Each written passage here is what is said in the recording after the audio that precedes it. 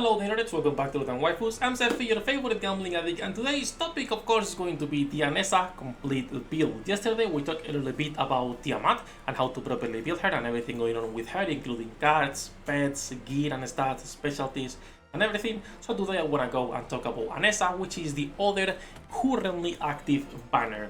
I already said this yesterday. I don't think you should be going too crazy on these banners because, well, we're getting a new waifu afterwards, so I would prioritize Tiamat and then at least try to get Anessa and her card, because as you'll see later, it's a pretty good card.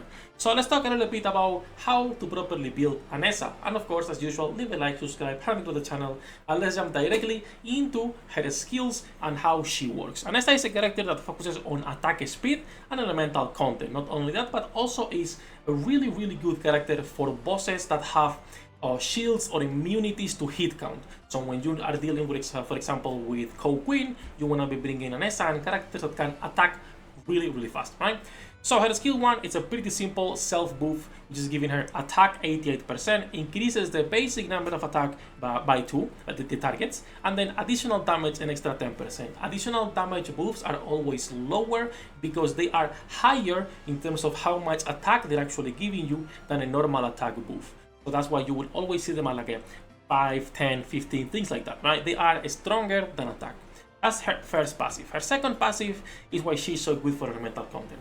She deals 150 attack when attacking characters affected by frost. This means not only for elemental content on 5 enemies, but overall, as long as you can bring a source of freezing on the team for with Anessa, she will be dealing a lot of damage. And also, when attacking a character that is affected by frost, she will gain a 6-second buff with a 25% attack speed. You will not be able to have this 100% uptime, but depending on your team, you can get this consistently enough. Moving into the active skill, pretty simple, alright? AoE damage, 500% of attack, and moving into her ultimate, once again, pretty simple, 1000% of attack, and also she's giving herself a 10-second attack speed buff of 75%. So as you can see, attack speed is one of the best stats for Anessa, and it's how she scales.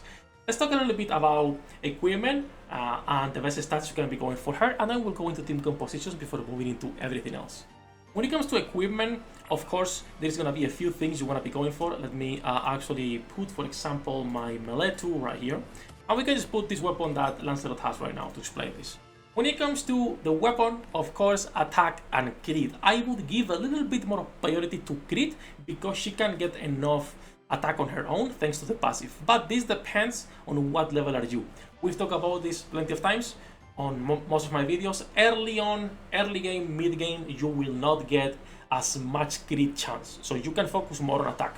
End game, you are going to be getting a lot of sources for crit chance, so you want to be going for crit damage and attack, a good mix of both of them, right? So basic weapon and also priority to refine this for the extra 30% attack.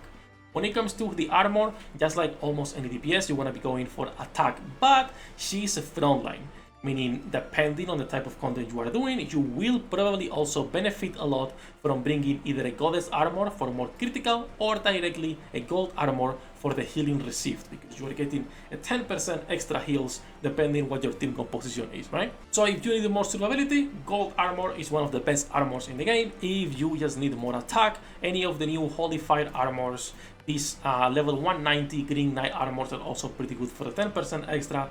Those are good pieces for her. Moving into the trinkets, as usual, right? Once again, early on, you will not be able to get as much crit chance, but you could be using something like the Red Ribbon Ring, giving you 5% melee attack. If you already are mid to end game, then I would be switching to a Crown of the Dead for the 10% crit chance, or even to one of the Green Knight helmets, because again it's a 5% attack. So that is the same as just wearing the normal ring. There are a few more items you could be using, like for example the new Tempest helmets, which are giving you a 10% crit chance. This depends on what rolls you are getting. As usual, the only thing you care about here is getting at least a double HP percentage, at least. If you can get a triple, that's like personally the minimum I lock. But then again, I say the same thing every single video. This is just pure RNG, and it depends how much you are farming and how lucky you are. Some people will get quadruple HPs, some people will get just 1% on HP. Lock early on whatever you get, because early on anything is better than using lower rarity gear. And then lastly, runes. Runes, like any good DPS, you only care about crit damage, alright? It depends what you're getting. These are pretty hard to get. I haven't gotten a single quadruple crit damage rune on the 8 months that I've been playing. I have multiple triples, like triple crit damage, but not a single one that has quadruple. So as long as you get 2 crit damage, save the runes already, alright? That is already good enough. You get triples, fantastic. You get a quadruple, fuck you. That's it about gear. Before we move into the card and we move into the rest of the stuff, let's talk a little bit about team compositions for Anessa. Because Anessa is a character that you actually care a little bit more about team composition. She's not like Tiamat. You can put her anywhere and she just works, right? When we talk about Anessa, she's always gonna be at the front line. You need a source of freezing. This usually is going to be Merlin, because it's the only other character that's going to be freezing, right? So Merlin, it's kind of like a mandatory character to put if you want to be maximizing Anessa's damage. If you want to be maximizing it. The other character, clearly, that's going to be really good here is Diane, because it's the best buffer for melee characters. So when you are using Anessa, you already have like 2 slots that are kind of taken, Merlin and Diane. Anessa teams are one of the few teams that you can actually not run Tiamat. And instead, you could be running Summer Merry and then putting something else on your front line, be it maybe a run, so she can also take advantage of Diane buffs, or maybe just putting Galahad to further buff Summer Merry's damage, right? But there is plenty of team compositions where she can fit. The only requirement, I will say, is putting Merlin. If you don't have Merlin, then at least you need to be getting her pet. But again, we'll talk about the pet in a second. If you don't get multiple dupes or go all in, it's not really worth it. In fact, let's talk about it, okay? This is a pet that has offensive buffs, good offensive buffs, and is giving you a freeze on a 20-second cooldown for only 2 seconds. So you have to time your ultimate if you don't have Merlin in order to take advantage of this freeze, which is quite long on the cooldown, right? So this is a pet that is used everywhere, because again, CC pets, which are Anessa, Esteria, and Tristan, are fantastic pets, but they are only good if you can afford to go all in. If you cannot go +5, don't go for the pets. And once again, we're getting a new character and a new pet in a couple of weeks, so it's even less reasons to be pulling or, you know, wasting a lot of resources on this pet. That's like the only other requirement, if you wish, for her would be either you run Merlin or you run her own pet for the extra source of freeze. There are a couple of weapons that you could be taking advantage of that I do not have. The Frost Sword, right, the Ballistada or whatever it's called, that also freezes. Usually Galahad is the one running that. I destroyed that weapon. I'm waiting for the next update so I can buy it back. But that's also a great weapon for the tank or for the other DPS you are running, not for Anessa. Anessa should be using a really good DPS weapon. That said, let's talk a little bit about her card and what it's worth getting. Her card is one of the best cards in the game for a simple reason. It's a basic attack buff, meaning it can be used on anyone, any melee character, and it will benefit your whole team. 36% attack ally. I usually have this on my Galahad, because Galahad is melee, she can take advantage of this and also just buffs everyone in the team. It's also giving you 60% melee attack and 10% crit chance. So I will say her card, if you are pulling for her, you should be getting at least base copy and the card. Other cards that are gonna be good on her, of course, once again, this card is on every DPS in the game. The Elgrad Sword Art Journal, aka Lua's card, is really good on her. Lua's card works on anyone, additional damage, again, it's a multiplayer that works for any character, it doesn't have to be melee, mage or ranger, and the critical damage also works for everyone. So Lua card is a universal card for any DPS. The other card you could be running as well is going to be Ran's card for the melee and the crit chance, plus also having the counter attacks on the passive.